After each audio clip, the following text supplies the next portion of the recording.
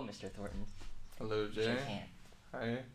And I wanted to say the first reason I wanted to invite you on this podcast was like when you filled in for Mr. Gibson that day. Yeah.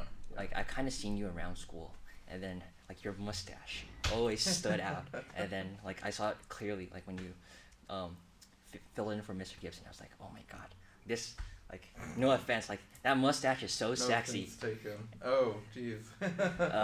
Thank Like you. I'm trying to grow a mustache myself, but I don't think I have the genetics for it.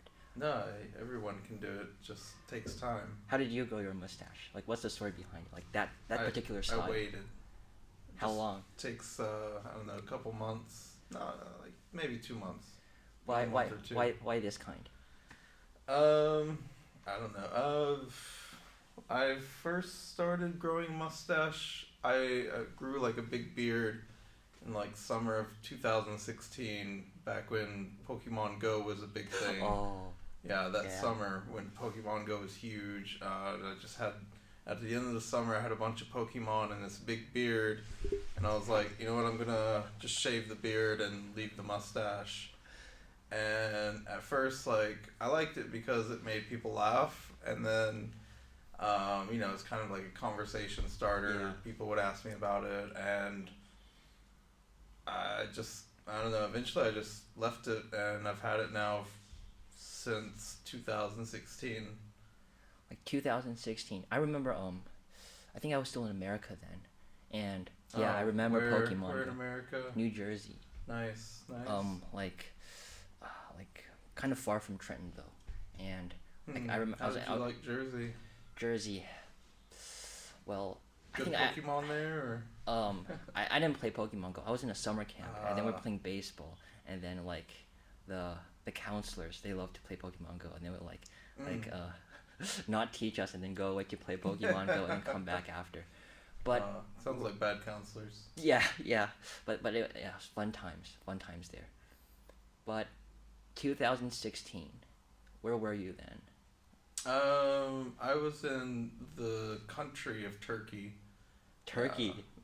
Yeah, sort of like Asia Minor, between like Europe and Asia. Yeah, sort of like straddles Europe and Asia. So yeah, I was living in Turkey, and yeah, at that time when I was like that summer, I was traveling around Turkey, and I was going like through southeast Turkey, which is really close to Syria, and that's another crazy story. But then yeah, up into Georgia, and then down into Armenia, and I was just following the Pokemon the whole way. Really? So, Well, like, do you travel around a lot? quite a bit, yeah. Like, what was the craziest thing you've seen traveling? Craziest thing. A lot of crazy things. Nothing like too crazy. I think like, I don't know. The first thing that comes to mind is like, on this same trip in 2016, I was like very close to the Syrian border, and at that time there was a lot of like news about like ISIS in Syria, and so I was really excited to like go on this trip in this part of Turkey, even though like people kept telling me like, wow, like it's really dangerous there, like you shouldn't go there. And I was just like, nah, it'll be fine. No problem. I speak some Turkish, like it'll be okay. And so the craziest thing, to get to the story, is like I was taking like these small minivans from city to city, and I wanted to get to one city, but there was no direct van going there, so took a minivan, got out, it dropped me off in the middle of nowhere, this city called Diyarbakir, which is like very, let's say, just war-torn city. Lots of history, like with the Turkish people and the Kurdish people and that whole geopolitical conflict. So the van drops me off in the middle of nowhere, outside the city, close to the old city. These Kurdish kids, they come up to me and they're like, "Oh, foreigner," And they're like, "Do you speak Kurdish?" I'm like, "No, I speak Turkish. I'm learning Turkish." Um, so they start showing me around. I look really suspicious because I'm wearing this giant backpack, just for traveling, like a hiking backpack. And so the kids, they're like going to show me the old city. Next thing I know, there's this giant black Jeep pulling up towards me. And I just remember thinking, like, can I cuss? Yeah, I remember thinking, like, fuck. Like, for real, that was the only thing I could think of. Like, there's nothing good gonna come out of this giant black Jeep. Except, yeah, these three guys with, like, AK-47s. And, like, next thing I knew, like, the Kurdish kids were gone. They had disappeared. And these three guys are yelling at me in Turkish, like, "Who the fuck are you? What the fuck are you doing here?" And I'm like, "Oh my god, I'm just a tourist, I'm just traveling, I'm an English teacher, blah, blah, blah." And so yeah, one guy, he's like, "Give me your backpack." He starts, like, rifling through my backpack, looking at everything. I give him my passport, and I'm like, "Please don't hurt me. I'm American. I'm just a tourist. I'm just traveling." And he's looking through my backpack. The second guy is, like, smoking a cigarette. He's smoking a cigarette, got his AK-47 on his shoulder, and he's just like, ugh, like, kind of like a French guy, like, ugh, stupid American, like, what are you doing here? This is a war zone. And then the third guy, he still has his gun pointed at me, and he's yelling at me, like, just cursing, like, "What the fuck are you doing here? Like, we are enemies." And I just remember, like, using all of my Turkish, like, "Biz düşman değiliz," like, we're not enemies. And, like, I told them, like, I'm just an English teacher. Yeah. I love Turkey. I love traveling, so I'm traveling in Turkey. I'm an English teacher in this city. And, the first guy looked at my passport, saw my Turkish work visa, and he was like, "Okay, everything checks out." And they're like, "Where are you going? Why are you here?" I said, "I just want to go to this other city named Vaughn. I just want to go to the bus station." And he was like, "Yeah, siktir git, like, fuck off to the bus station." I was like, "Okay, thank God." And yeah, in that moment, like, they had their guns pointed at me. Yeah, I could yeah. just, that's all I could see was, like, down the barrel of their guns. And, you don't really have any time to react or, like, think or feel. You just, like, you're on survival mode. Oh my god. And then, like, they left, I left, and I finally got to, like, a place where I felt safe. Like, Yeah. just, like, a little sit-down restaurant. Just started crying. Like, like, holy, oh my god, I can't. Yeah. Like, maybe I was that close to dying. That was the craziest thing that's ever happened to me. So, you're there, and you're in Turkey in 2016. Yeah. And how long after did you stay there? I stayed one more year in Turkey. Yeah. So you travel and then teach at the same time? Yeah. So just teaching in different countries, and then, yeah, traveling to the countries, neighboring countries. Yeah. Wow, so it's like you're there, and then you can be immersed in that culture, and then you can be a tourist, but then, like, you don't have to. You have a job at the same time. Yeah. So, where did it all begin? Where did that idea come from? God. Where did that? I don't know. Well, like, the very beginning was, like, my grandma. She used to tell me stories about her traveling. Like, she went to Mexico. Just, like, little trips she made. Like, my mom used to live in Germany, and then my grandma went to Germany. So just, like, stories like that from childhood. I always knew I wanted to travel. And then, like, when I was 16, I used to be, like, big, very religious, very Christian. Not anymore. Now I'm, like, agnostic or atheist.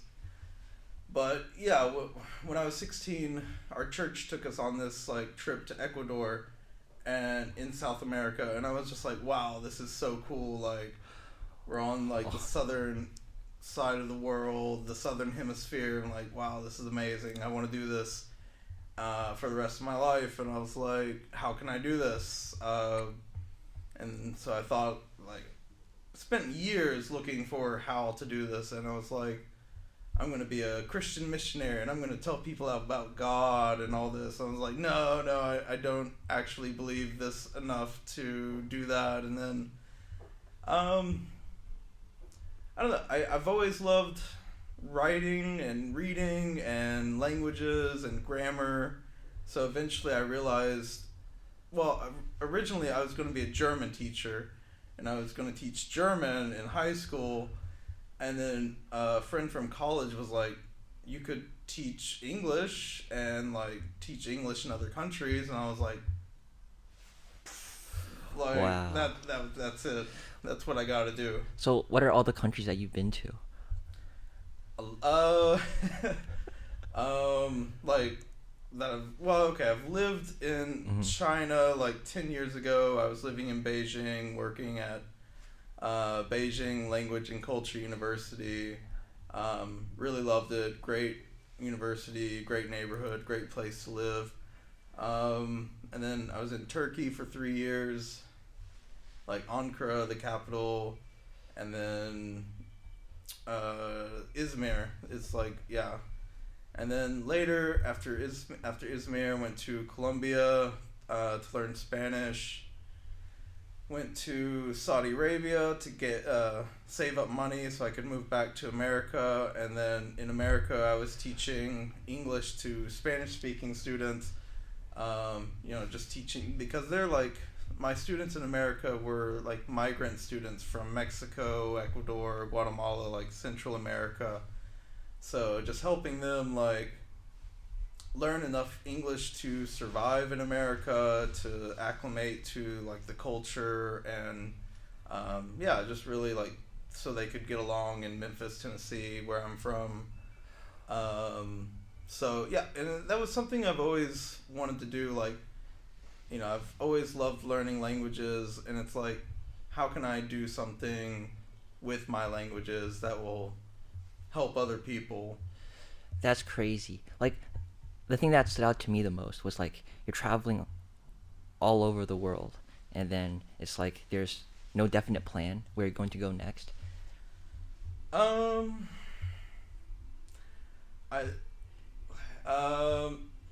don't know, definite plan. Like, I wanna see the entire world. Like, I mean, like philosophically, I don't want to be like Sam. It's okay. It's okay. I don't want to like talk too much about philosophy, but I'm a humanist, so like I just love all of humanity. I think it's very important that just have that equality and love for humanity. So yeah, I just want to see the entire world, see everything that humanity has to offer. I love like learning about cultures and languages. I love food, so I love trying all the different types of food. So yeah, to get back to the original question, no definite plan, just I want to stay in China for as long as possible. I also love Chinese food, so yeah, right now my plan is just to stay in China for as long as possible. Oh, I have a question. So, like, in all the countries you have been to, which one is the best for tourists, and which one is the best for teachers? Ooh, for teachers, Because I think like Mr. Gibson, he talked about how British students, they really behave differently than Chinese students. He said like how yes. Chinese students are Yeah. more respectful to their Absolutely. teachers. And I think like different countries might have different school cultures as well. And also because the students are so different, your teaching experience might also be different. So like from your experience, which teaching experience like did you enjoy the most? Yeah, I absolutely agree with Mr. Gibson. Like, yeah, there's huge difference. I always tell people like I love my American students, but they're not. They're like I always say like they're good people but bad students. Okay. And then Chinese students are just like so respectful and Yeah. quiet, maybe too quiet. So yeah, this sounds like I'm trying to be flattering, but I think China is like one of at least like top two, top one, like number one country for teachers to come to. And I think you could ask any of the teachers that, like, we've all talked about that, like, why would we want to teach in America after teaching in China? Like, it's so much, so much, I don't know, easier because the students are better, like the better students. So it makes our job easier to teach better students, like students who want to learn and who are like really ambitious and yeah. I think I met someone like kind of similar to you. Like when I was in Thailand, I went to Thailand for a month, and purportedly my mother was supposed to take me there for vacation, but actually like during the day she sent me to a school, like a local school. It's like no, it's an international school there. And then I remember there's also two teachers from America. One is like this, like almost 7 foot tall, very young, and the other is like this old Boston guy. And then they're both teaching. They've taught there for like a substantial amount of time, and yeah, like both of them said that they don't want to go back to America to teach because like it's like so much better in Thailand. Like the pay is more, and then it's like also like they love the culture, they love the food. And I also think like that young guy, he married a Thai model, and yeah, he doesn't want to go back. Good for him. Yeah, like they love it there. Yeah, he started a new life in Thailand, so yeah. I'm also sense. yeah. I think like once we had a debate about like whether like the U.S. school system versus like versus the Chinese school system, which one's better, and he roots for the U.S. public school system, but like I've seen from YouTube how like these schools are not funded, and also students are not really like respecting their teachers, and like they're not learning stuff. So like, do you have an experience related to this topic? I don't know how anyone could say that the U.S. education system is better, at least for K through 12. You know, maybe like the U.S. definitely has really great universities. UK also, but you know, China also has really great universities like Beta and yeah. But like I worked in like K through 12, and it's heartbreaking, honestly. Like it's really rough to be there as a teacher, to work there as a teacher, because you know I was working with like immigrant students, so like there's always possibility of them being deported, and that happened one time, and it was like terrible feeling. And I just feel like there's not, in American culture, there's not enough emphasis on education and the value of education. And like, I don't want to like be like, hey, respect me, I'm a teacher, but it's like there's not, because like it's not about me, but it's like there's not enough respect for teachers, or education just in general, because it's not about like me at all, but just like there's no value for education in America. So there's like the education K through 12 system at least is failing, because, and they even call it like the school to prison pipeline, because a lot of these students, they're bad students in school, so then you know later in life they just end up in prison because you know, I don't want to say anything bad about like, you know, my students are great, I love them, both the Chinese and the American students, but it's just really difficult to see them and hear their stories, because it's like they you know, they come from like low income neighborhoods, and you know, they have like a family member who's in and out of jail or in and out of prison. Or I had at least one student personally who, I guess he was homeless, because like we had like the records of all the students, and it's just difficult. I mean, not even to mention like school shootings in America. Like that was not something I had to deal with, because my students are not I mean, like, I never worried about like a school shooting, like someone coming to my school with like some fucking sorry, assault It's okay, rifle yeah. or something. That wasn't like, that was never a concern, Mhm. but still, like in general, that's a huge concern in the U.S. and it shouldn't be. So yeah, there's just a lot of stress, a lot of cracks in the American education system, and like you said, lack of funding, lack of respect for teachers, lack of like respect for education or valuing education. Because I truly believe, like, I mean, I personally believe like we are monkeys, like we Mm. are like we're evolved monkeys. Like what separates us from animals is our, consciousness and education. But you also said like you grew up in a very Christian household, Oh yeah, and yeah. like living in Tennessee, I would imagine that they would also probably be very conservative. And Yeah, then so like how did that change like from your childhood to now, like going all over the place and having all these experiences, and like how did that change you? How did that change occur? yeah. So the region I grew up in is like the South, also known as like the Bible Belt, because it's Mhm. just very Christian oriented. How have I changed? Like, well, to quote my mother, I'm not the same person, which in her mind is a bad thing. Mm. But I mean, how have I changed? Like specifically, I'm not religious anymore. I'm very open to other cultures. Mm. I'm, like very adventurous with new experiences. Like I'm always seeking new experiences, because Christianity would tell you like, don't seek new experiences. Do exactly what your parents say, and which is good. It's good to do what your parents say to within reason. But how have I changed? A lot. Like I don't know. I can't think of like. Do you Specifically. regret anything, or like like I mean, it sounds really cliche, but it's I okay, try yeah. to live my life without Oh. regrets. Of course, there are things I'm sad about, or like people I've lost.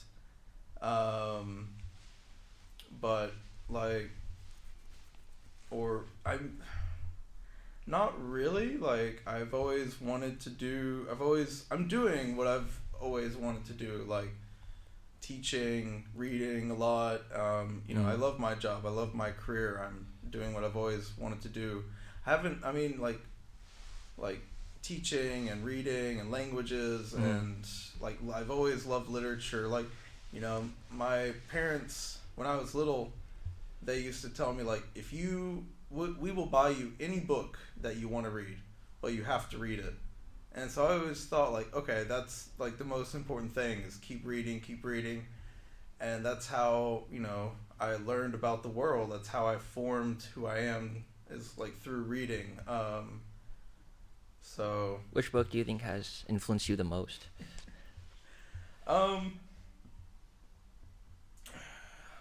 It's a difficult question because there are a lot of books that I've read.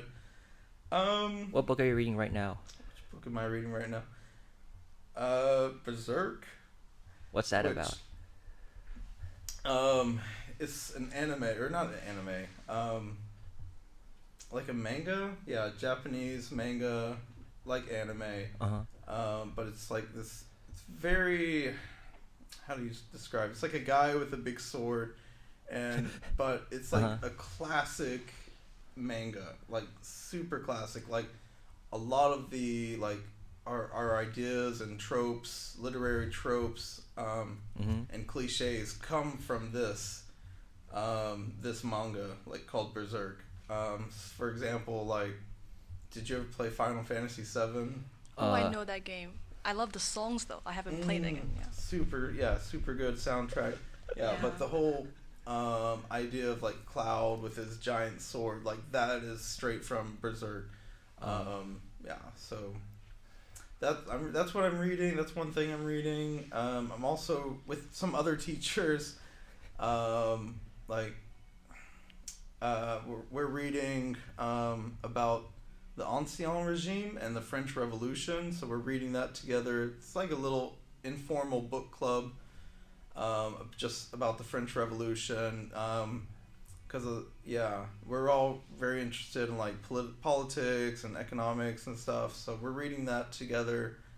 Those are the two main things I'm reading right now. But I also have the history of Western philosophy. That's sort of I just recently finished Ancient Philosophy, which is like all of ancient Greek philosophy. So I've kind of put it on pause because the next part is medieval philosophy. So I'm just kind of waiting on that for a bit. So I'm always reading like a couple different things at once, and then like I also have you seen the new Dune movie? Do you like Dune? Oh, I've seen the first one, but I haven't seen the second one. I know a lot Did you of. like the first one, or? To be honest, like this is what I'm gonna say. I like the graphics are definitely the best, but then like it's a pretty movie, yeah. Yeah, but then like what happened in the movie, just it was kind of lost on me. I didn't like the plot that much, yeah. but then like as an experience, it was very good. Yeah. There's like very interesting movies, very pretty movies. Yeah. But I would say like the best movie I've ever seen would be God.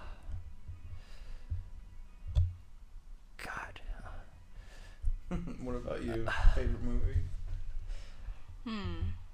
I don't have a favorite movie, but I have a favorite book. What is that? I think it's Ted Chiang's Story of Our Life. Have you heard about him? No. So he is a sci-fi writer that explores the possibilities of manipulating fundamental concepts. For example, he wrote a story called The Tower of Babylon. So basically, a slave just so the people of Babylon builds a tower to the sky, but unlike in the Bible, they actually succeeded and they touched the sky. And so this man, the protagonist, he climbs up the stairs, he reaches the top, and he broke the sky with a hammer. Oh, wow. And the water flows down. And then somehow he ascends with the water flow, and then he gets to the top where there's no light. After he wakes up, he discovered that he is at the bottom of the ground again. And well, he realizes that in the story, in the world is not like heaven and earth is not like positioned as up and down. They are actually to connect together, like the world is a torus. So I just found that idea to be really very interesting, also mind-blowing. Definitely. Wow. So you recommend it then? Yeah, I really recommend that book. You've also said like you gotta make ad revenue, like. Oh yeah, we definitely need like someday. I'm wondering like, how long do you guys read every day? As much as I can. There's work, and then I don't know. I try to go to the gym and play some video games and watch some YouTube, and there's so much to do. I don't read anymore. Like, why? I read a lot last semester because like I like writing, and you've also did like you've liked writing, and I've always tried to read to improve my writing, but then definitely. I realized like I felt into this mental trap, which is like I'm not ready to write yet. I need to like learn more. Like I need to improve more before I can even try to write. And then what ends up happening is that you just read and read and read, but then you never get to writing. It can be a trap. Yeah. And then so like now I just focus on writing, and then like I don't know, like during the summer I think I would start reading again. But like for now, with school and everything else, extracurriculars, I just do writing.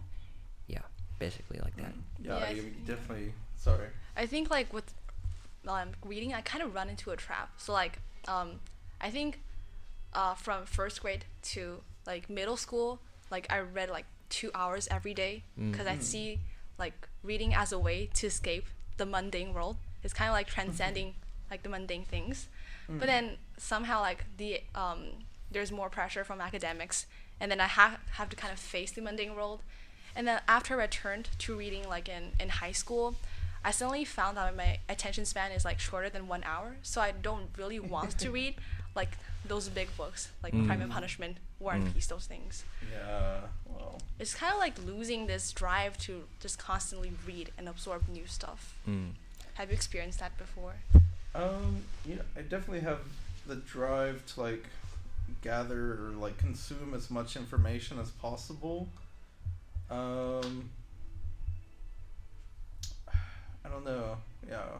Mm, I feel the same. Like I've lost my attention span. Like I can't read as much as I used to be able to.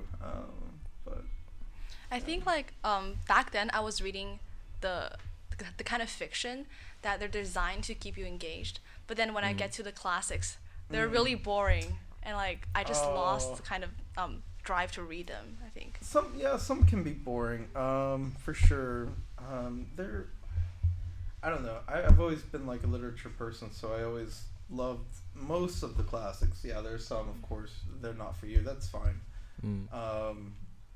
What was that one with the A for adultery, the Scarlet Letter? One of the teachers like loves that. I'm like, I would never read that. That's a waste of time. And if he ever sees this, he's gonna hate me. But yeah, I would never read that. The Scarlet Letter. Do you think there's bad literature? Like, do you think like within there's the classic literature that everyone reads, or yeah, absolutely. Like Scarlet Letter, it's trash. Sorry, it's trash. I don't care. Yes, I agree with you. Of course, like yeah, there's some. I mean, I'm not okay. I'm not gonna say like.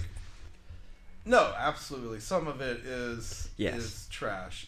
It's like it's just not good. Like you said, it's too dry. One of my examples is like I think it's what is his name, Washington Irving. We were teaching him recently, but he's famous for like the Headless Horseman and the Legend of Sleepy Hollow, that story. But it's so dry because it's that early American literature, and yeah, it's just not. It's dry, not great.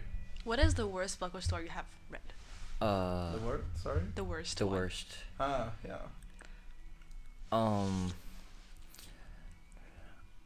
Okay, so let me think.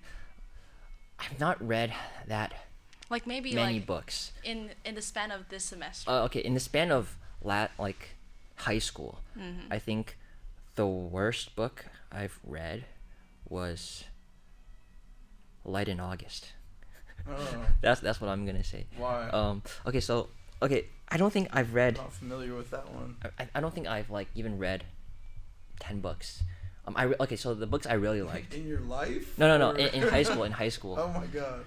Like the books I did like were To the Lighthouse, and As I Lay Dying, and and Borges's fictions. Those were the ones that I liked, and like the reason. Why did you like As I Lay Dying? Because I remember reading that and I was just like, for just me personally, I'm not gonna say it's bad, but I couldn't get into it, and when I can't, like, I'm not gonna force myself to finish a book, I guess. So why did you like it?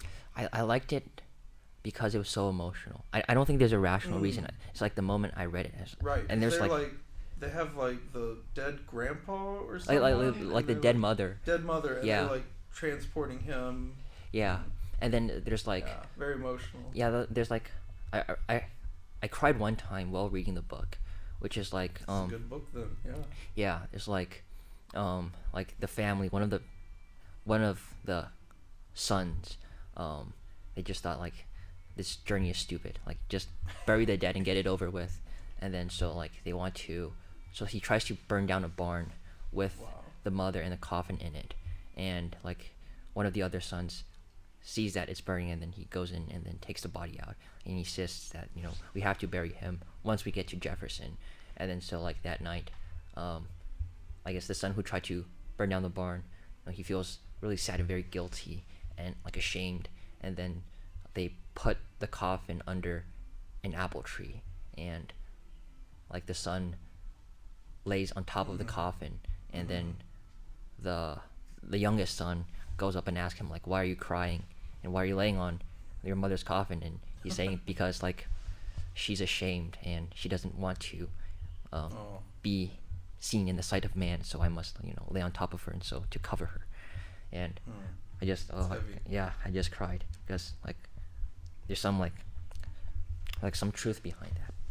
Well, I Yeah. think like I have like the exact opposite opinion of that book, cause like when I read it, I just felt that it's totally weird, cause if I see if I read the book from the perspective of the mother who's dead, like I just feel like, oh my gosh, like what has she experienced with this family, like oh my gosh, these people are so weird, like they put up this sacred journey like after she died, and then her body, but then it's not secret after all.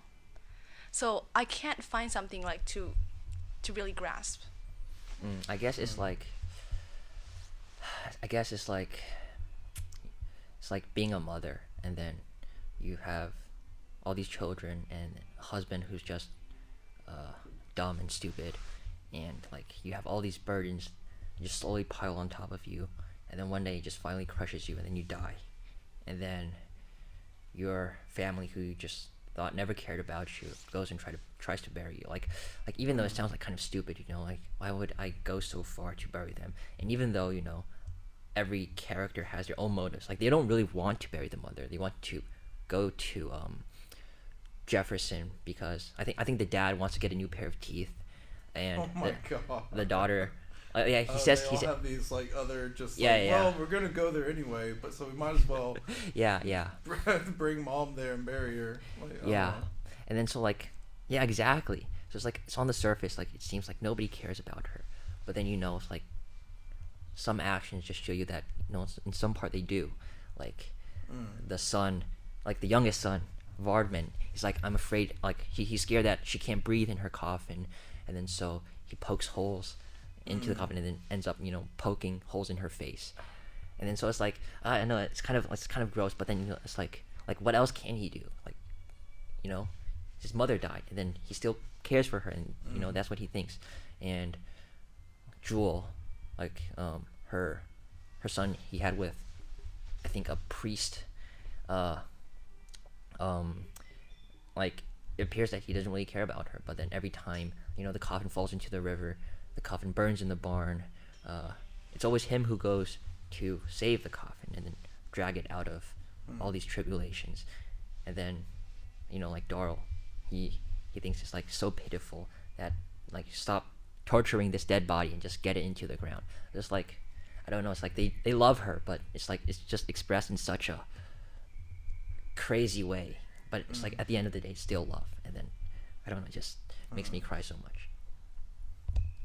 Well, I hope not too much. Yeah, well But yeah, it's definitely sad. Yeah. yeah, it's like I don't know, it's like just like this part of being human, and then just seeing it face the world just makes me very emotional.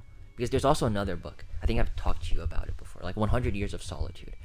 I remember I cried 3 times, and like the one I cried the hardest was like I think his name was Arcadios. He's like this crazy little dictator who like takes over the town once the colonel leaves, and then he starts like killing everybody he wants, doing everything he wants. And then when the conservative army finally comes back and takes over the town, they have to execute him. And then so like there's this scene where he's about to be executed, all the guns are pointing at him, and then he like looks into the sky and sees like the sun is like shining. It's such a beautiful day. There's a slight drizzle, and then he remembers everybody in his life, and then he doesn't like feel any kind of resentment towards them. Like he's about to die, he forgives them all, and then he just feels like this intense, deep nostalgia for life. And so the last thing he says is like, if my son is going to be a boy, name him after this. And then he sees like one of his sisters come out of the room, and it's like in a split second, like this all happens in a split second. He waves to her, and his sister like barely has any time to react and wave back to him. And then like there's a sudden moment of realization. It's so comical that I don't know, I just cried. He says like he forgot that if his daughter was to be a girl, then they should name her after this. And so it's like he's about to die, and this is what he thinks about.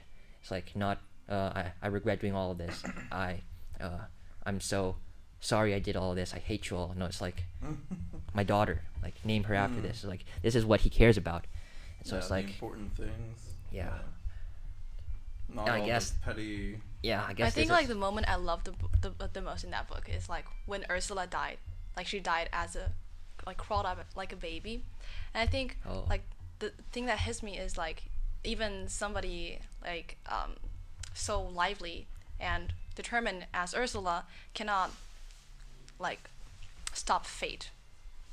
So basically, this family is like destined to decline, and nobody could stop it. Yeah.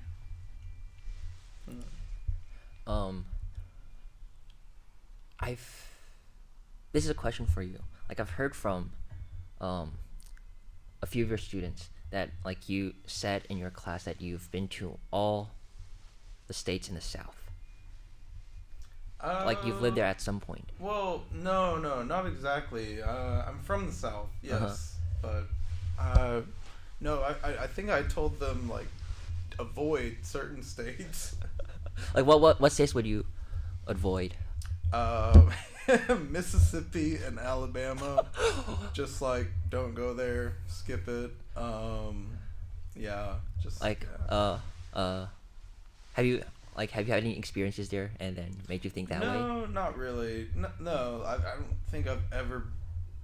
I've definitely been to places or driven through Mississippi and Alabama at least, but they're just like they have a like a reputation. I think they're ranked like last in education in the U.S. and they just have a reputation for like racism, and so I just tell all my students like avoid those places. Yeah, they're just not places you would really go as a tourist either.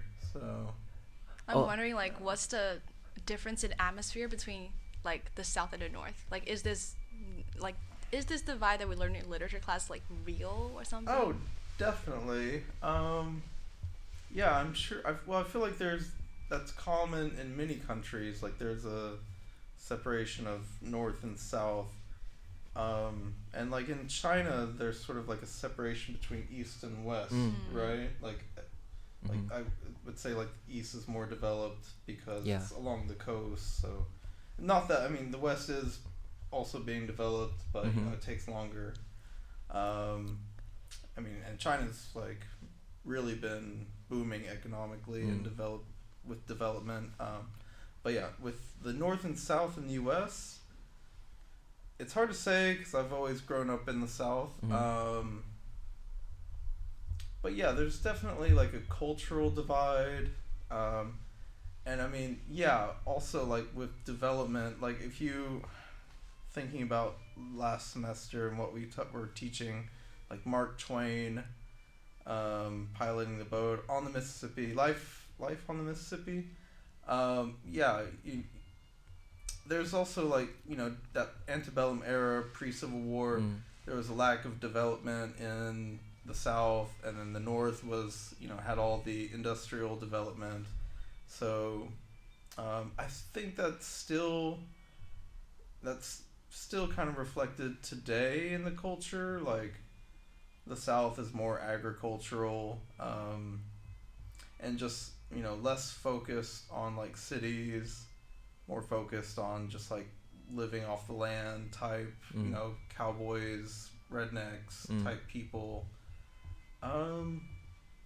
So I don't know. Do you have a specific question? Because there's definitely a cultural divide. And I would say there's like, there are more divides, like the Northwest, Northeast, Southwest, Southeast. It's all a little bit different. But then nowadays it's, we talked about regionalism in class. How they were afraid of losing their like local flavor or in their region, and how they were kind of justified in that because nowadays most of America looks the same. It's lost a lot of its regionalism.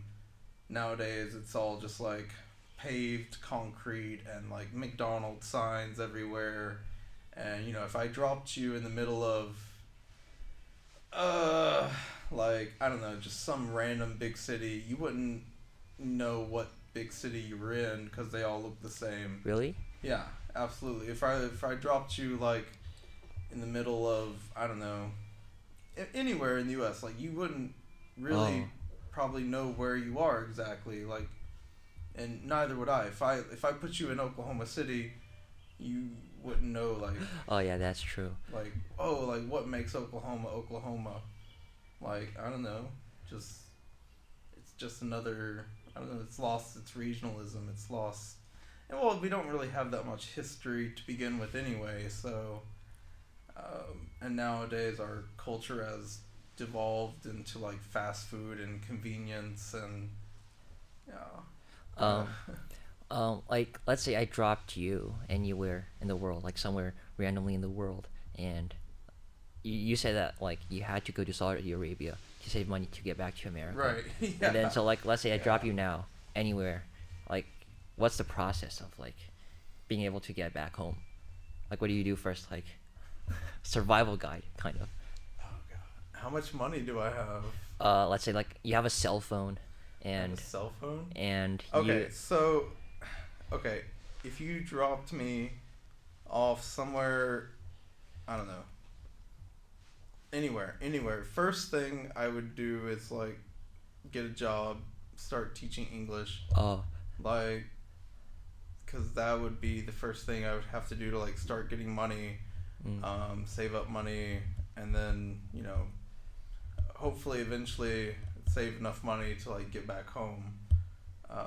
Yeah. But yeah, I mean that's like, I mean there are people who do that, yeah. Like it's not recommended, but yeah. Oh, I have a question that's like hypothetical, like because he also asked a hypothetical question.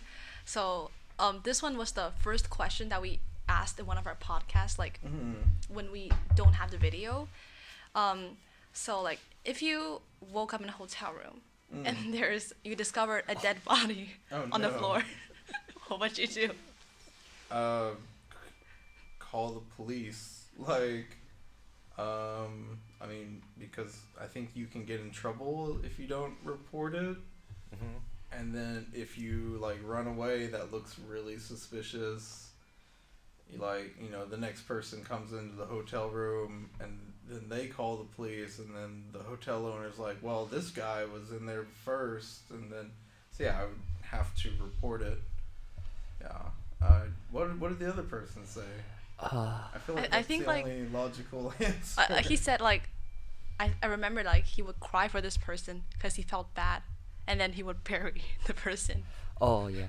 Oh yeah. I think that's what I said. It's Yeah. like, it just feels so sad that you have to die in a hotel room. Like you're probably like half naked. You just got out of the shower. It is sad, yeah, but Yeah. I don't know, if I see a random dead person I mean, no, it definitely is sad.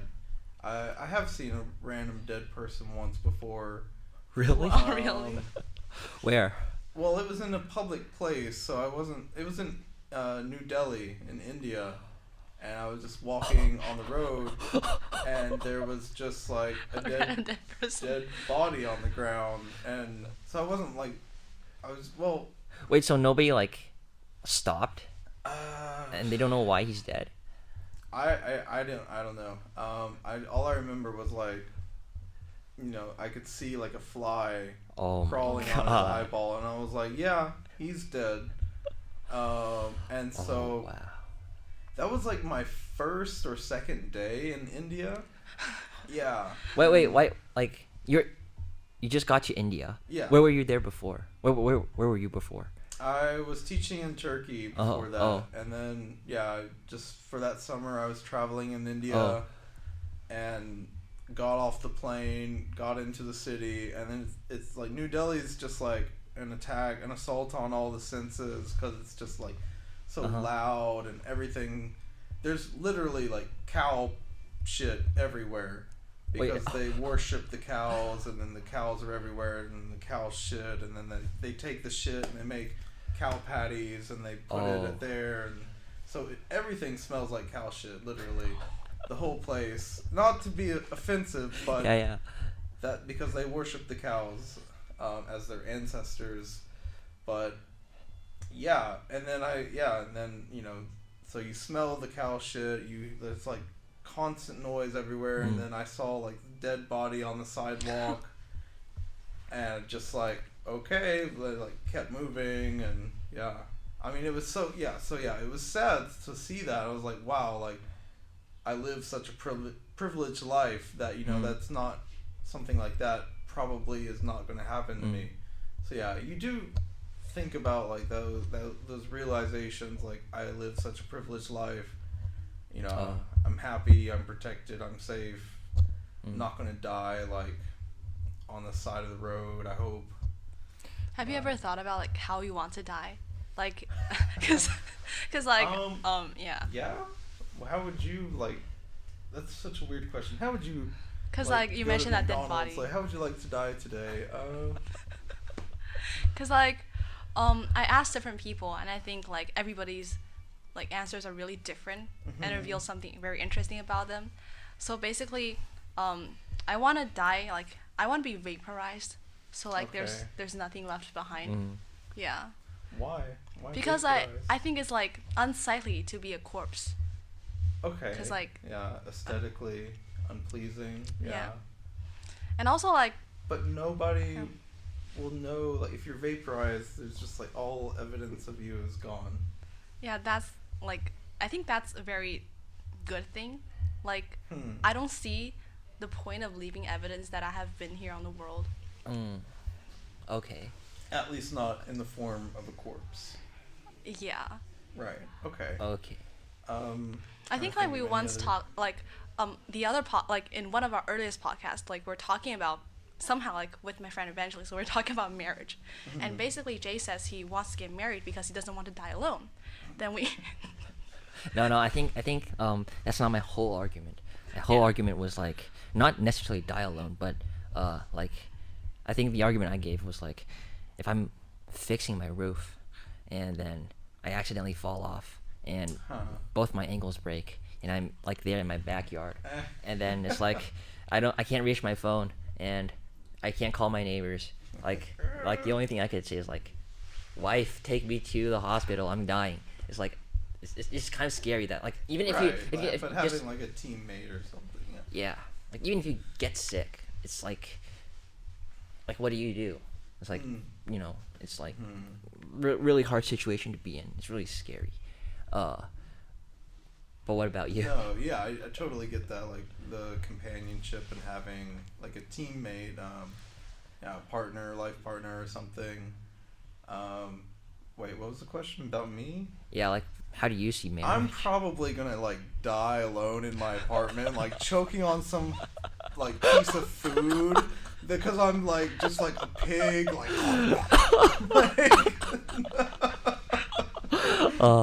which like is realistically could happen. Yeah. I'm not like genuinely scared of it, but it's like, oh god, that could actually happen, and then no one would find me for weeks probably. Like, yeah. That's definitely not how I want to die though. Like, how's the ideal way to die in your opinion? I don't think is there an ideal way to die? I mean, like some people like to die with their family, yeah. But I don't get it, cause like, why do I want people watch me die? But do you want to know it's coming, or do you want it to just like just and then just vaporize? Okay, yeah. To backtrack, I think that's a fair point. Like, just vaporize. Like, yeah, I think that would be nice. Me personally, I want to have like full control over it. Like, I want to be able to like live a couple extra 100 years, or I'm hoping like. This is a dumb hope, but I'm hoping technology advances enough that I could get an extra like 100 or 200 years, live to be 300 or 400 years old, or like just indefinitely, and then maybe one day I'm just like, okay, I'm done, and then I hit like an off switch on my heart, and I'm just like, I'm done now. I want to die now. We have the same idea. Like, I once talked about like we should invent a hibernation machine. So like if I say I feel like dying today, I just push the power button and I set the time when I wake up, like maybe 100 years later. Oh yeah. Would you like to try that if it? Sort of, yeah, like a Futurama type thing.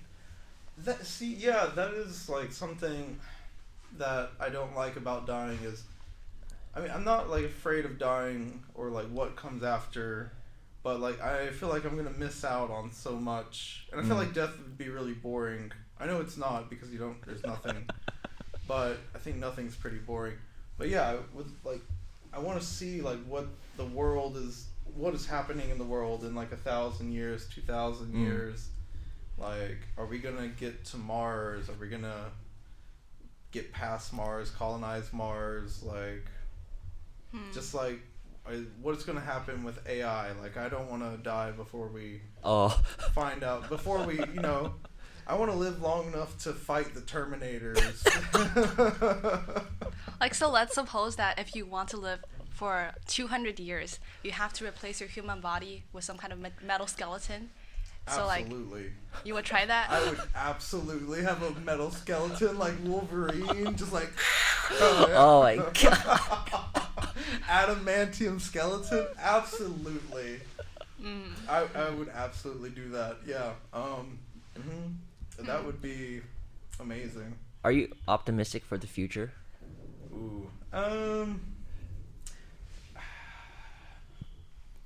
Yes and no. It depends on my mood. Like if I'm in a good mood or a bad mood. When I'm in a bad mood, I think like. What are you most scared of? What am I most scared of? Such a difficult question. First, answer that yourself. Yeah. What are you scared of? I think I've said this before. My biggest fear is just not living up to my potential, I think. It's just like that notion that you could but you didn't. That, like there was so much that you could have done, but if you just put in the work, and and also that like not having freedom. That's what I'm most scared about. Like especially like I think I've felt this most genuinely with my relationship with my mom. I love her. Like now I understand. Like I'm very grateful for everything she's done. Like even though she might have like all the things that I'm proud of, even though my mom probably never intended to make that happen, but it just somehow did. Like and even if she doesn't know, even if she never intended it, I'm still grateful. But before I realized all this, like I just hated that my mom would make me do things and I would have no choice but to do it. Like she would make me do some ridiculously meaningless things that were just a complete waste of time. And even some tasks in school, some assignments in school, it's like it's just a complete waste of time. Why am I even doing this? Why am I even here? And to have no say, to just have that happen to you without any power to control it, that's also what I'm most afraid of. Like to not have any freedom. Yeah. But I'll just add, like, it is good. Yeah, I'm glad, like, you have learned to, like, appreciate what your mother's done. I think that's important. But, and I understand what you mean. Like, it sucks that you're, like, forced to, like, go through all these motions of education and studying and constantly, like, that pressure. I know that sucks, but, like, I don't know. Have you ever thought about what the opposite would be like if you just had no attention from your mother, or like there was pressure to succeed? Yeah, I completely agree. I could imagine. It's like I would like have no discipline. I would be wasting my time every day. I'd be like scrolling through TikTok or YouTube and like have no goal or objective. I think you're right. Yeah. I mean, both. Yeah, Yeah. Yeah. How do you think cope that's with true. things that you think are meaningless? Like, do you think like it's more boring to go to school or go to work? Well, school is my work, so. Like as a student or as a teacher? I always loved both. I always loved school. Like, I loved being a student. I was like, oh, cool. Like, I get to go to school and hang out with, like, my friends and learn stuff. And, like, oh, there's food there. And I always loved school. Given, like, we didn't have the same, like, pressure for education as y'all do. But yeah, even now, like, well, yeah, like, I consider myself, like, a lifelong learner, so never stop learning. So I've always, I think education is, like, one of the most important things for humanity. I forgot the question, but, like, yeah, I love school and work. Or what you said, what was more boring? Yeah. Neither is boring for me because I love school. I love school. Like- I love working at a school. I never want to leave school. That's why I work at a school. Like, every that's moment amazing. you think That's it's- amazing. Wow. Because I think Yeah. like there's so much things that I don't want to do in school. For example, I think some assignments are just meaningless. Some essays are just like a waste of my time because I was like producing gold bullshit. You know, I was like painting gold bullshit. Oh yeah. So, but I have to do it for the grade, for the diploma, right? So I think like 80% of time is like wasted in school, and like only 20% is what I really enjoy, and that takes away the time I could spend on the things that I really want to look into and explore. So, and also I think I see your point. yeah, like have you ever experienced that kind of feeling? Well, one thing I'll point out is like I think it's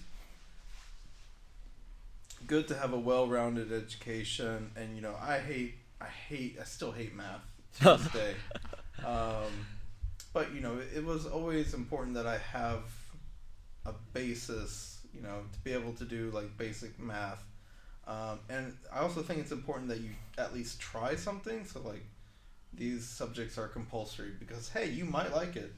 Like you know, like you should try your vegetables every once in a while because you might eventually like your vegetables, or you might I might have liked math, but I didn't. But it's good that I tried it.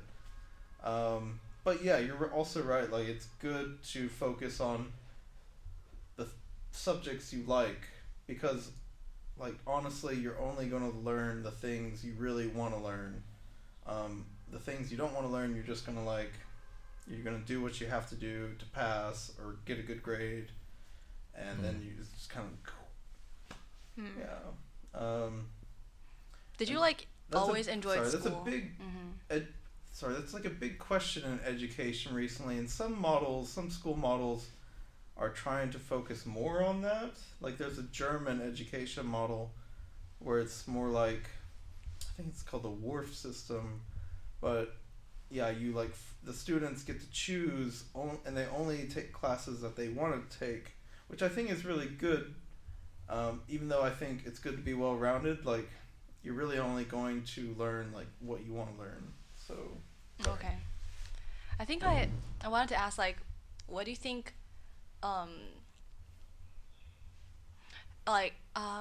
How does having friends or like sorry, just to add something to my previous thought, like when I was in high school, like sometimes I think like education should be delayed a little bit, like until you're more, just until you're older, because like when I was like 16, 17, the only thing I cared about was video games.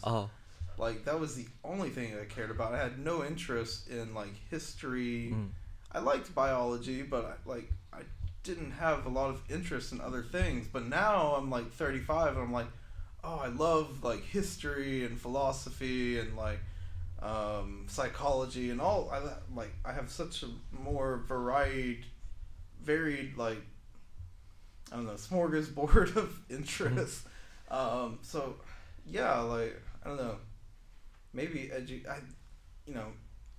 just final thought, like I definitely think education is like American system is broken, and I'm not gonna say, I mean, I like the Chinese emphasis on education, but I think we definitely need some kind of reform in our education systems. Some kind of reform. I don't know exactly what, but Do you think it'll happen like in the future, like near future, 10 years? Like what about the next um, election that's happening? I don't know much I about it. don't want to. Oh yeah, okay. No, I don't like Trump. I don't like Biden. I think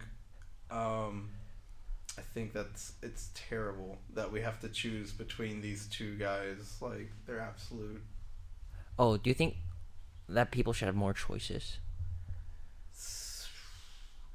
So, yeah, I have a lot of thoughts on like Mm-hmm. politics. So if I think I like honestly, I like the one party system. I also like the multi party system. So for the U.S., I like for my understanding is that the one party system makes a lot of a lot of sense for China, but for the U.S., if you're gonna say you're like, what is it, representative democracy, like two parties is not representative. Like, I hate both parties.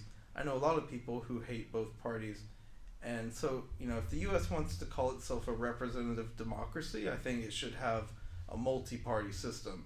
They should have, like, lots of parties. More like multi-party systems of Turkey or European countries, like Germany. Germany has, like, I don't know, a whole spectrum of parties. So, and I think multi-party system can be good for Western countries because it's like then there's more competition. Right now in the U.S., it's just gridlocked. There's no progress.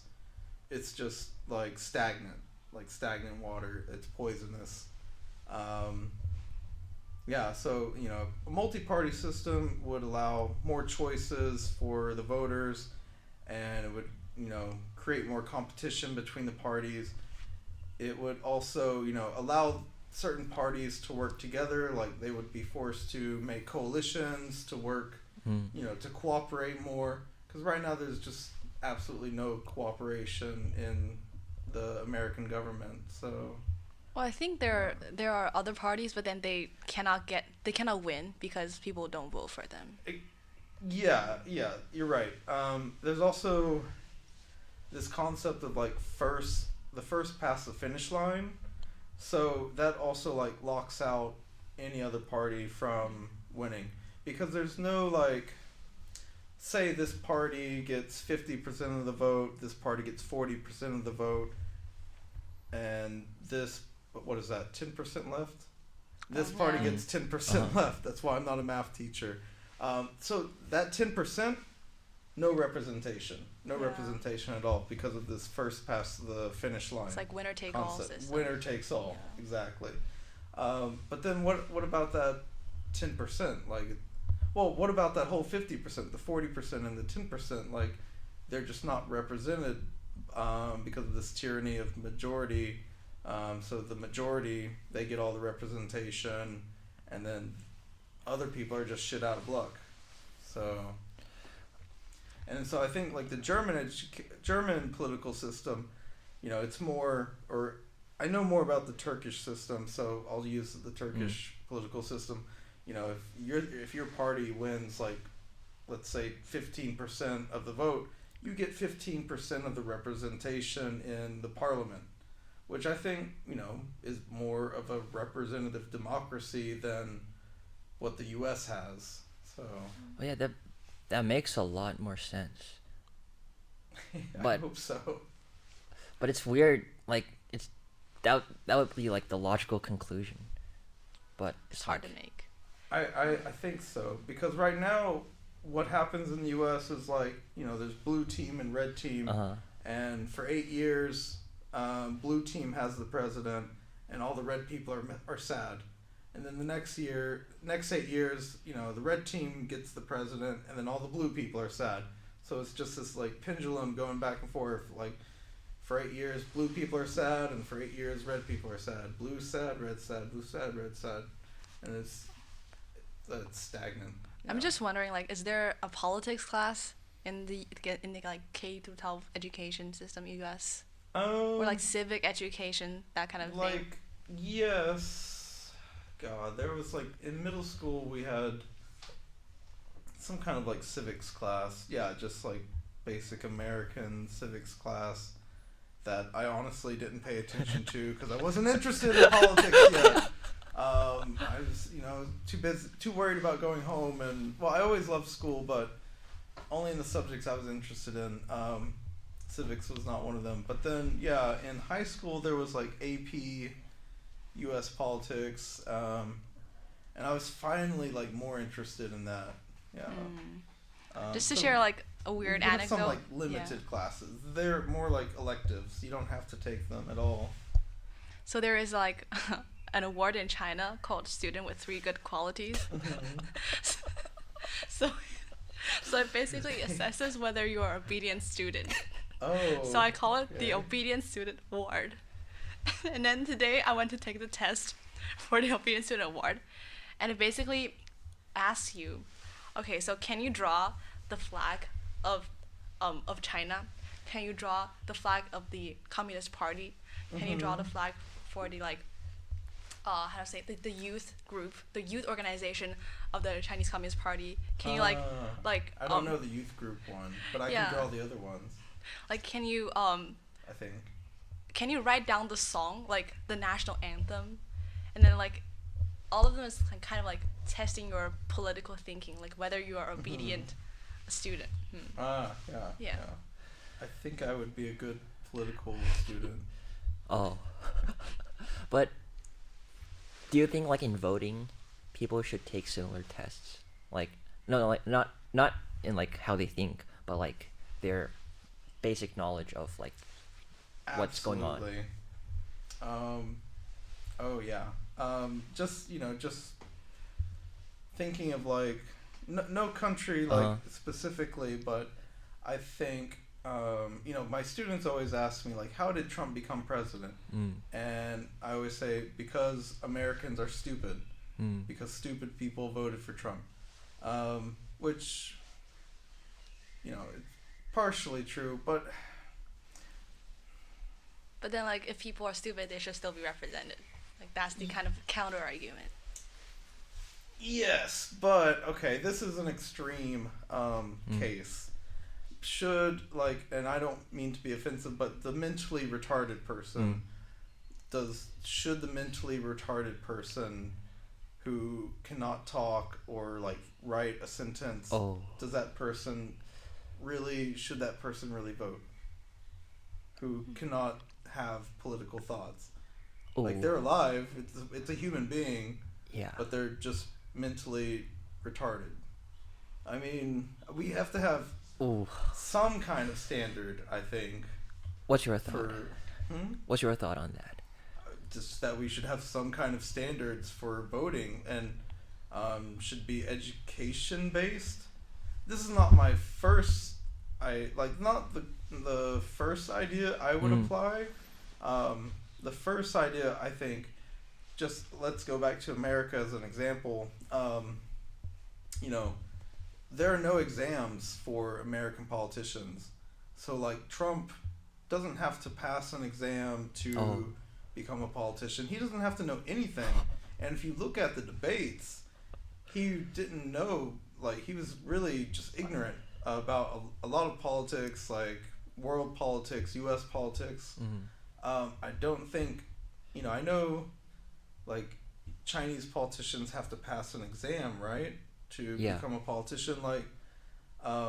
Trump could not pass an exam like that.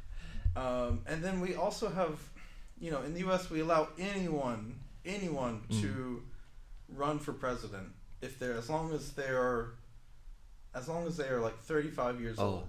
So I could run for president now. Should I be president? No, I don't think so. Could I pass the civil service exam? Maybe, but if I can't, then I should not, be a candidate. Same with Trump, same with Biden. I mean, Biden is, he's old, so he's not completely there anymore. He's senile. Yeah. So it's okay, Biden could pass it 30 years ago. Can he pass it now? Same thing, just can they pass a basic civil service exam? So really, all I want for the U.S. is like, you know, a diplomat. What a diplomat is. Like, Yeah. I go talk with representatives of other countries. Right. Yeah. Representative of your country. So every country has diplomats. So, what is it? Foreign Service Office.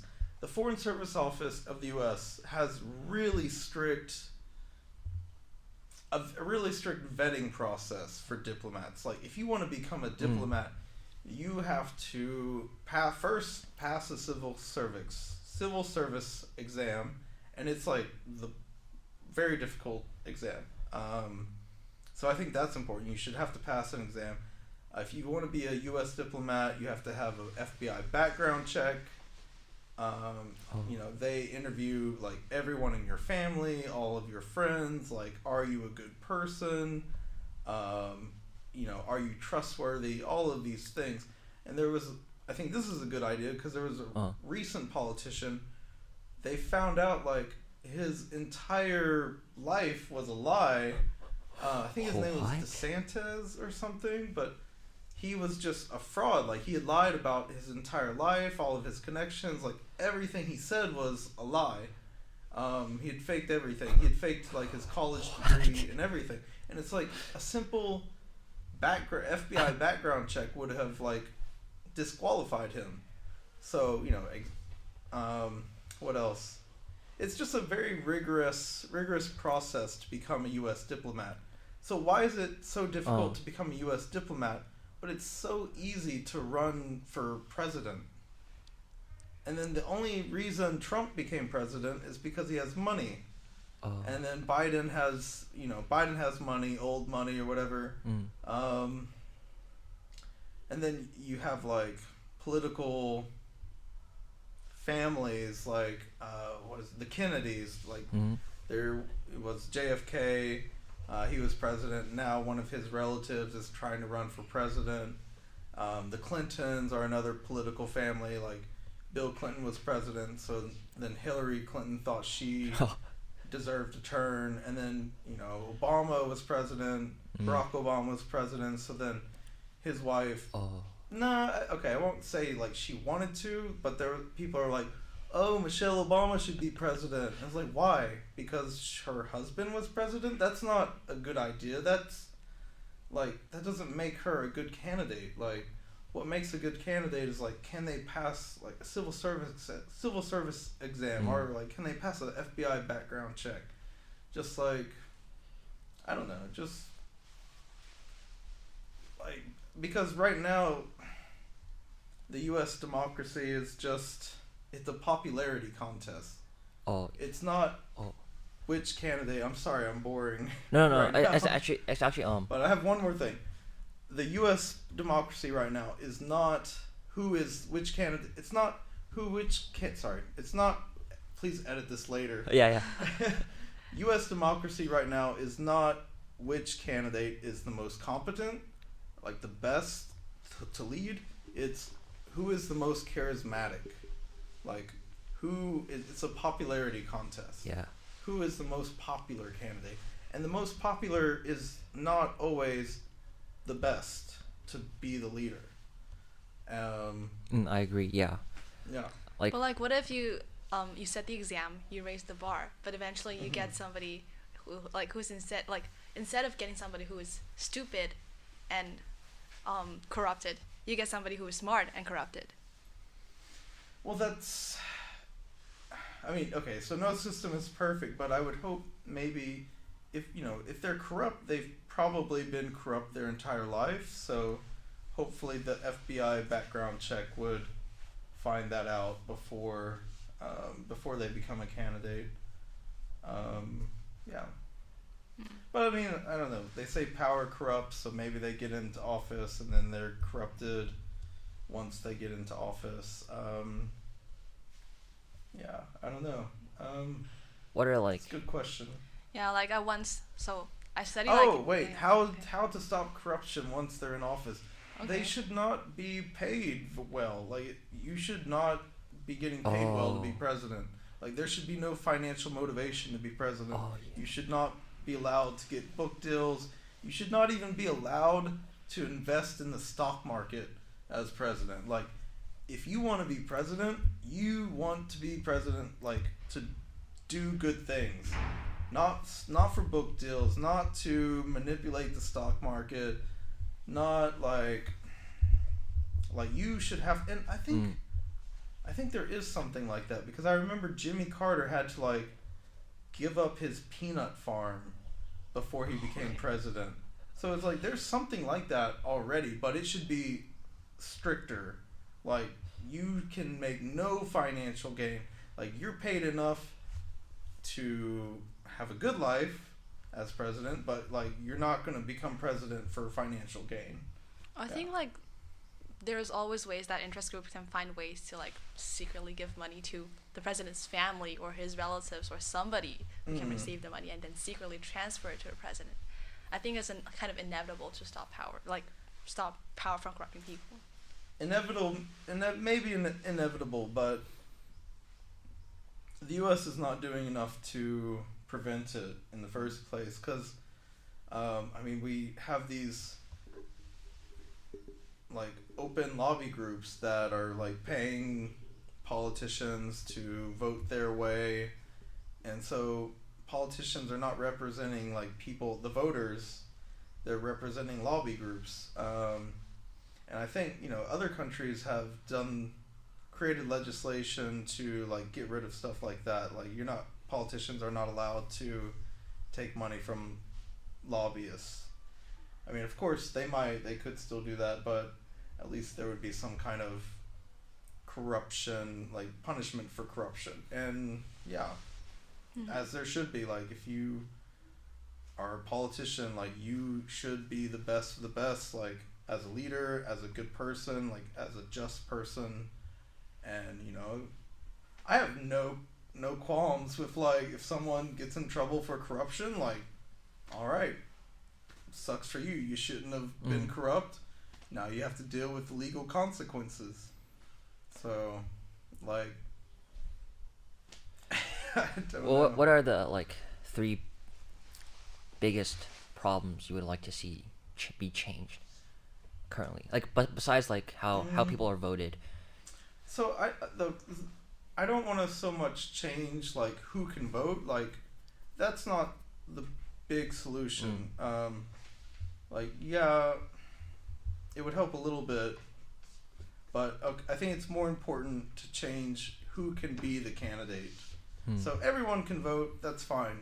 That's not the first solution. The first solution is like stricter vetting process for candidates to get the best possible candidates there, because the thing is, like, if you can have like really smart voters, right, really smart voters, the best and most intelligent voters in the world, but if your candidates are still Biden and Trump, it doesn't matter if the voters are intelligent.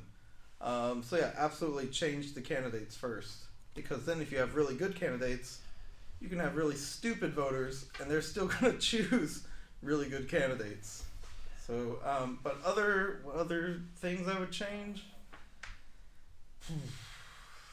That's like the big thing for me is like, well, I mean, I already talked about school reform, and then like I would reform democracy in America, as I said, with the more rigorous vetting process.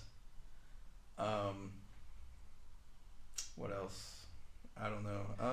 I heard like about the school thing. Like, I read an article and also saw a video, like, teachers are not paid that well in America, to the extent that like a lot of them You read my mind, yeah. don't even really want to be teachers anymore. So yeah, that's something I've thought about before, like how to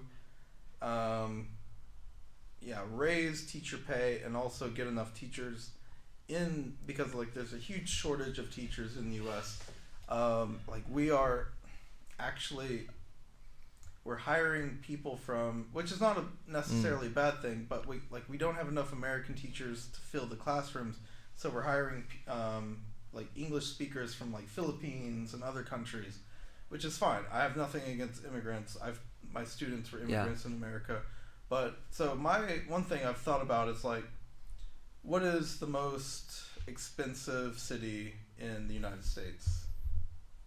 LA? Yeah, probably LA or New York, right? So, what my idea is like, peg the salary to the city with the highest cost of living, right? So let's say LA. Let's say it costs $100,000 a year. Like it takes that salary to have like just a normal standard of living in the U.S. in LA. Like you can afford. Well, oh my God, there's so many problems. Like first we need to reform. Like we have to have affordable housing. Affordable healthcare. Like affordable access to therapy. There's so many things I could talk about, but we're already talking about this like teacher pay. So yeah, peg the teacher pay to LA, for example, and then but that pay is equal for everywhere across the country. So it doesn't matter if you're working in LA, you're going to get $100,000 a year, or if you're teaching in small town Tennessee, where you're still going to get $100,000 a year. Yeah. Why?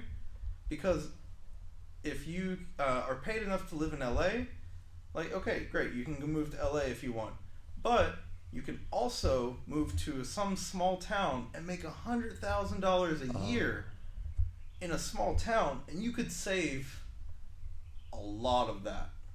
Like if you live in like some rinky-dink like podunk town, like I grew up in, and you were making $100,000, you could probably save a lot. You could save like $70,000 of that in a year. So what that would do is like incentivize teachers to teach like in really small towns where they're struggling to get enough teachers. But if the people wanted to, they could still like go to LA if they want, or teach in LA.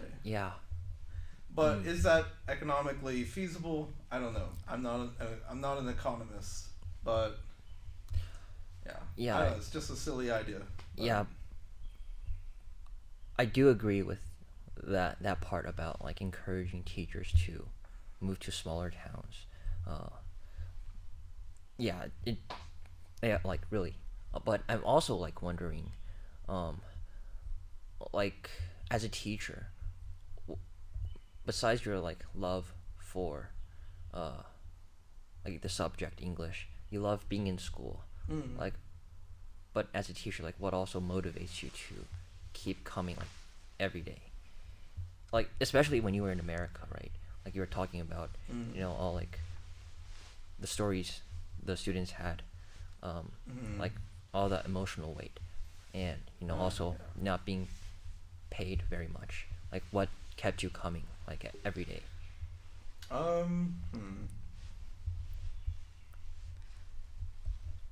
Is cafeteria food one of the factors? Do you like the food here? The food here is really good. Oh. The food at my school in America was like, I got literally sick. Like so sick. I tried it one time. Other teachers were like, no, don't do it. Like what is it like? Is it like just bread and they stuff? try to make it like interesting. Like I did eat it more than once, but one time I got really sick. I ate it like in solidarity with the students, because the students were having this protest. Like they wanted better lunch food, and so in solidarity with the students, I was eating their lunch food with them. And yeah, it was not good. It was not like, I don't know, it's close to like jail food, like food you might get in jail.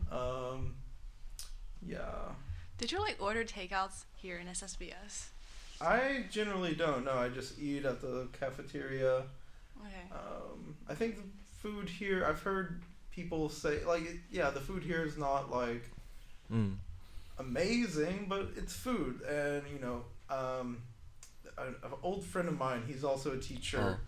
He said, food doesn't always have to be like some delicious thing. Sometimes you just need nutrition and nourishment. So, Yeah, 100%. That's like my cooking. exactly. It looks terrible, but it gets the job done. Exactly. Yeah, people always ask if I can cook, and I'm like, well, I haven't died yet, so. Do you like usually cook your own food, or like do you go to a restaurant like for dinner? I cook a lot. Like I'm not like a good cook, but I cook to save money, and so yeah, I cook pretty often. Just whatever, and fry rice, noodles, pizza.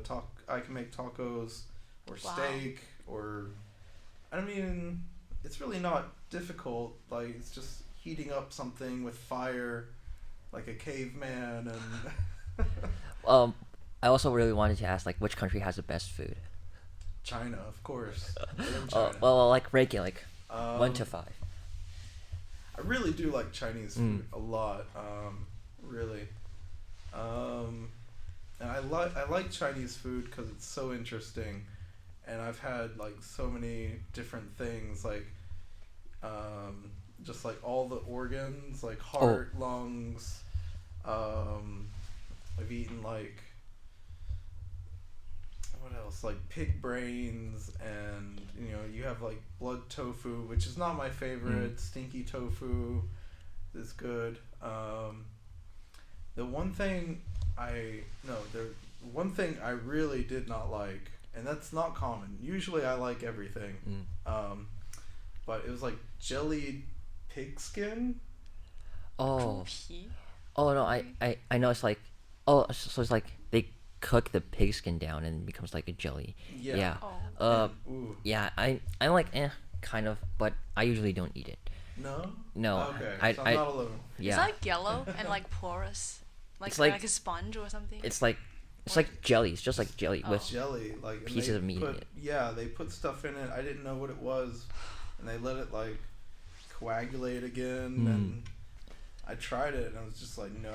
Like that's the one thing that I was like, I'm not. Well, I would probably try it again now, but yeah, because I'll try anything. Like I've tried dog meat.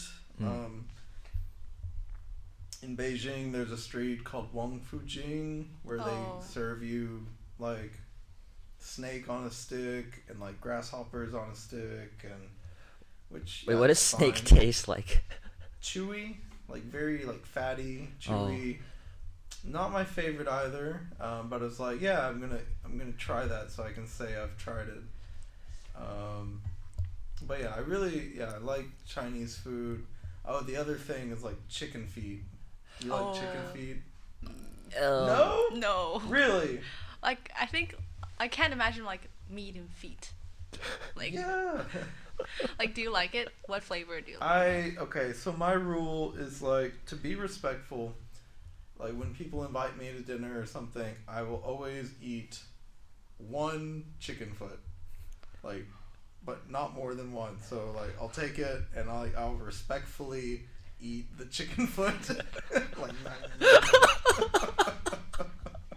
and then I'm like, all right, done. Like give me some other different food. Give me the pork or something. Wow. But do you like the chicken feet? Like, so this is like the thing with chicken feet. Like it's hard to eat, and it's like I just have to spend a lot of time eating like just a bit of meat, and then like I would just rather eat something else, and then. So you don't like it either, or? Well, if they take the bone off, I would eat it, but I don't think it's worth the bother, and so like I just don't usually eat it. Okay, yeah, it's a lot of work. Yeah, I mean it's not bad. It's just it's a lot of work. Yeah. Have you thought about what you're gonna eat tonight? I haven't been cooking a lot recently, so I've just been eating like vegetables with tuna, and Very healthy. I'm trying, but I'm actually not losing any weight, so I don't know why. Like, Do you watch sports? Like I see you lift. I lift, but I don't watch sports. No. okay, yeah. No, I'm not really like. I'm not like sporty at all. Well, not like team sports. Oh. No. When I was a kid, I did watch basketball. I loved Michael Jordan, Space Jam, Michael Jordan, 23, all of the Chicago Bulls like Scottie Pippen, Dennis Rodman. Wait, but Tony Kukoc. when you like. But that was a long time ago. Oh, That wait. was a long time. But- I was but- a kid. Oh, okay. Yeah. I was like thinking like you would probably only be like 5 or. Yeah. Yeah. Yeah, exactly. And then Michael Jordan retired, and then I retired. I'm like, Yep, all right, yep. I'm done watching. Yeah. What about you? Do you watch any sports? Oh yeah.